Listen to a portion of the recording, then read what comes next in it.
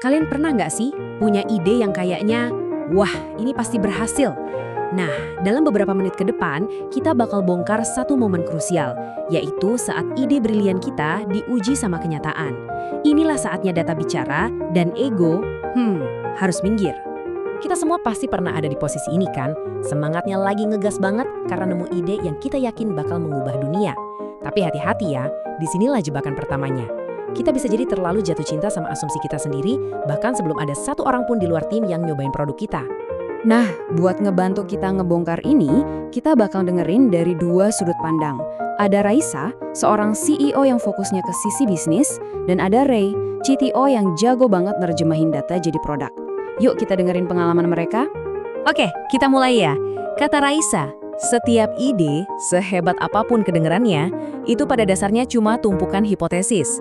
Kita berasumsi pengguna butuh fitur ini, kita berasumsi mereka mau bayar, kita berasumsi model bisnis kita bakal jalan, semuanya masih asumsi. Ray langsung nimpali, betul banget. Startup itu bukan sekedar misi buat ngebangun sesuatu. Ini tuh eksperimen besar. Pertanyaan yang ada di layar ini, inilah intinya. Jadi tugas kita bukan cuma ngoding dan bikin fitur, tapi nyari jawaban valid buat pertanyaan-pertanyaan fundamental ini. Menurut Raisa, momen paling deg-degan itu adalah saat peluncuran Minimum Viable Product atau MVP. Waktu itulah kita berhenti debat kusir di ruang rapat dan mulai dengerin suara pasar yang sesungguhnya. Dunia internal tim kita akhirnya ketemu sama realitas eksternal dari data pengguna nyata. Ray ngejelasin, dan begitu MVP kita rilis, kompas kita langsung berubah. Bukan lagi rencana bisnis setebal 100 halaman, tapi siklus build, measure, learn ini.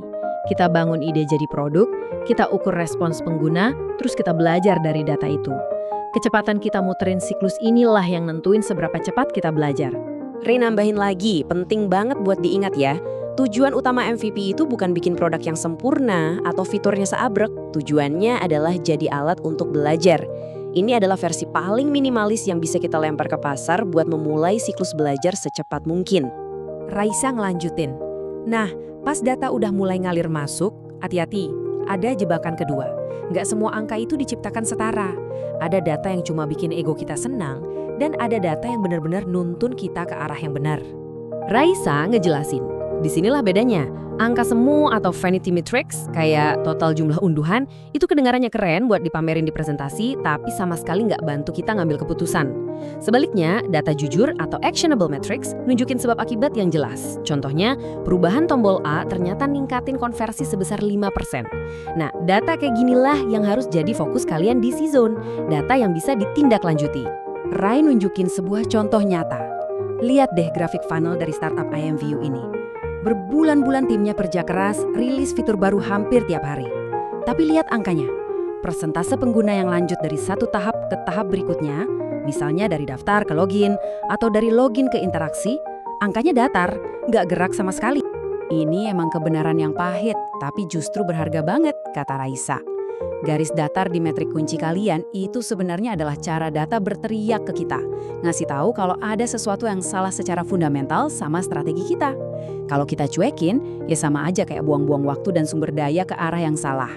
Terus gimana dong kalau data ngomong beda sama asumsi kita? Tanya Ray. Nah, ini adalah momen krusial yang nentuin nasib sebuah startup. Apa kita tetap kekeh sama rencana awal, atau kita berani belok? Raisa ngejelasin, nah, ini nyambung banget sama CPMK 3 di mata kuliah ini. Ukuran kemajuan startup yang sebenarnya itu bukan seberapa banyak fitur yang udah kita bangun, tapi seberapa banyak pembelajaran yang berhasil kita validasi. Validated learning itu kemajuan yang terbukti secara ilmiah. Setiap versi baru dari produk kita adalah eksperimen, dan data adalah hasilnya. Ray negasin, jadi keputusannya mengerucut kedua pilihan ini. Persis, yang artinya kita bertahan dengan strategi sekarang sambil terus ngelakuin perbaikan-perbaikan kecil, atau pivot, yaitu kita berani melakukan perubahan arah strategis yang fundamental berdasarkan apa yang udah kita pelajari dari data. Dan ini nih poin kuncinya, tegas Raisa. Banyak banget yang nganggap pivot itu kegagalan, salah besar. Justru pivot itu tanda kecerdasan. Itu adalah pengakuan kalau kita udah belajar sesuatu yang sangat berharga, yang maksa kita buat ngoreksi arah demi mencapai tujuan jangka panjang kita. Ray nambahin, ujung-ujungnya ini semua balik lagi ke soal mentalitas. Jadi inovator itu bukan cuma soal jago teknis, tapi tentang sikap profesional kita waktu ngadepin ketidakpastian. Kedewasaan profesional itu, kata Raisa, adalah saat kita rela ngelepasin ego kita. Saat kita siap nerima temuan data yang ternyata nggak sesuai sama harapan kita. Karena tujuan kita di sini bukan buat ngebuktiin kita benar, tapi buat nemuin kebenaran. Sekarang Raisa ngomong langsung ke kalian nih. Untuk portofolio di season nanti, inilah bukti pembelajaran yang kita cari. Bukan cuma laporan udah ngerjain apa aja, tapi analisis tajam dari data hasil eksperimen kalian. Tunjukin funnel pengguna kalian, tingkat konversinya gimana, data retensinya, dan yang paling penting, tunjukin gimana data-data ini jadi dasar keputusan produk kalian selanjutnya. Ray ngasih pertanyaan buat direnungkan. Coba deh, sekarang kalian tanya ke diri sendiri dan tim kalian. Setelah ngelihat data dari MVP, jujur deh, apakah data itu ngedukung apa yang kalian pikirin selama ini?